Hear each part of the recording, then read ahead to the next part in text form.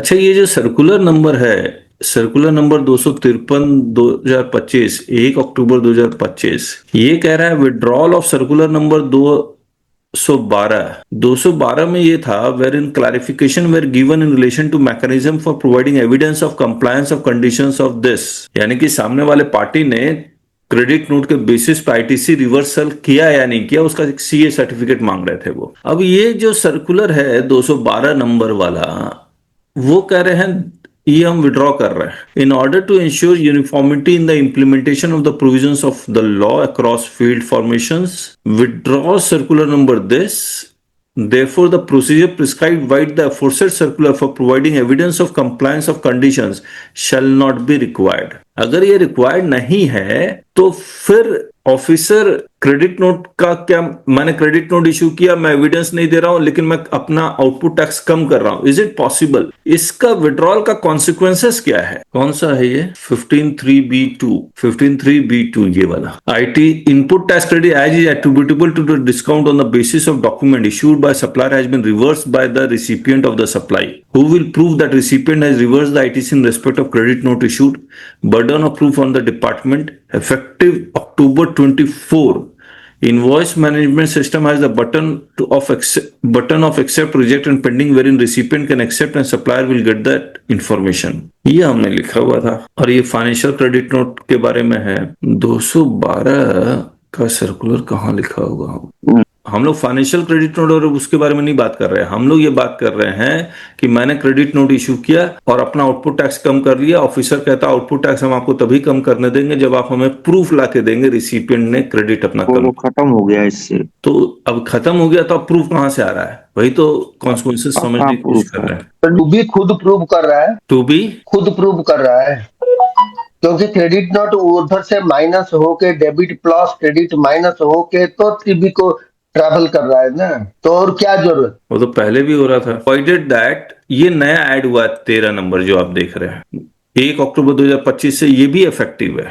इसका मतलब ये हुआ, इससे रिलेटेड वो सर्कुलर आया, provided that no reduction in output tax liability of the supplier shall be permitted if the ITC as is attributable to such a credit note, if availed, has not been reversed by the recipient where such recipient is a registered person, or incidence of tax on such supply has been passed on to any other person in other cases B2C। इससे भी कुछ नहीं पता लग रहा है इस withdrawal के पीछे का मकसद क्या है। क्या आईएमएस आ गया तो काम हो जाएगा? इसमें हमने सर्कुलर नंबर 212 डिस्कस किया कि नहीं किया? हाँ सर, ये डिस्कशन हुआ था सर हमारा इधर। आप बोल रहे थे कि टूबी में ऑटो रिवर्स हो रहा है, तभी ये सर्कुलर का कोई जरूरत नहीं है, इसलिए वो लोग इसको लेके आए हैं, उसको विड्रॉ किए। और अभी भी आईएमएस आ गया तो इसमें नहीं हो, और कुछ ऑटो रिवर्स करना कुछ नहीं है। पहले क्या होता था, जब टूबी नहीं आया था तब हम लेते थे सारे के सारे और उनका जो क्रेडिट नोट है उसको रिवर्स करते थे। अच्छा, अगर बाई चांस मैंने B2C का क्रेडिट नोट इशू किया है, हाँ, तब आईएमएस काम करेगा? B2C का कहाँ से आएगा सर? फिर कैसे?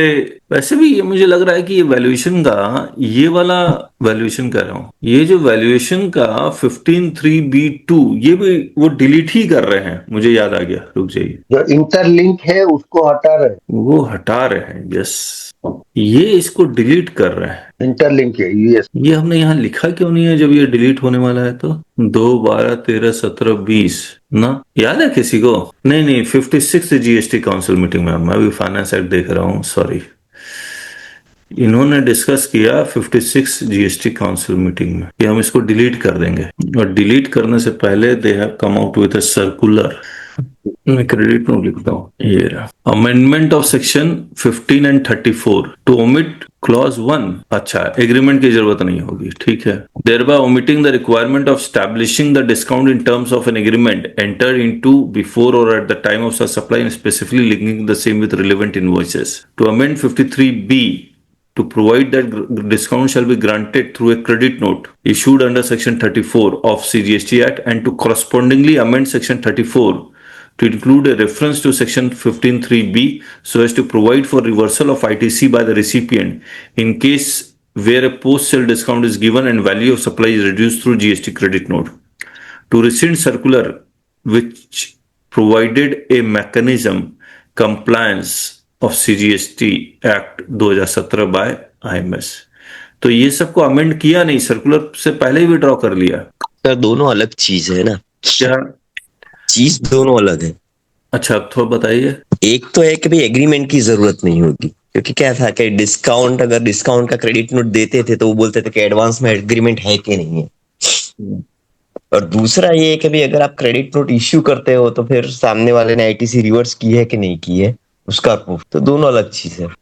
ठीक है, तो डिस्काउंट वाला तो खैर अभी हम लोग डिस्कस नहीं कर रहे। सामने वाले ने क्रेडिट रिवर्स किया या नहीं किया है, मान लीजिए B2B है तो आईएमएस के थ्रू पता लग गया, B2C है तब क्या होगा? B2C तो लिखा है ना उसमें कि incidence of tax has not been passed on, क्योंकि वो तो आईएमएस होगा तो भी पता नहीं चलेगा वो केस में। तो B2C तो हमेशा नेट ऑफ ही रहा सर। ये वाला तो इसका मतलब ये हो गया कि अगर हमने क्रेडिट नोट इशू कर दिया है तो फिर डिपार्टमेंट हमें नहीं बोलेगा कि भैया प्रूफ लेके आओ।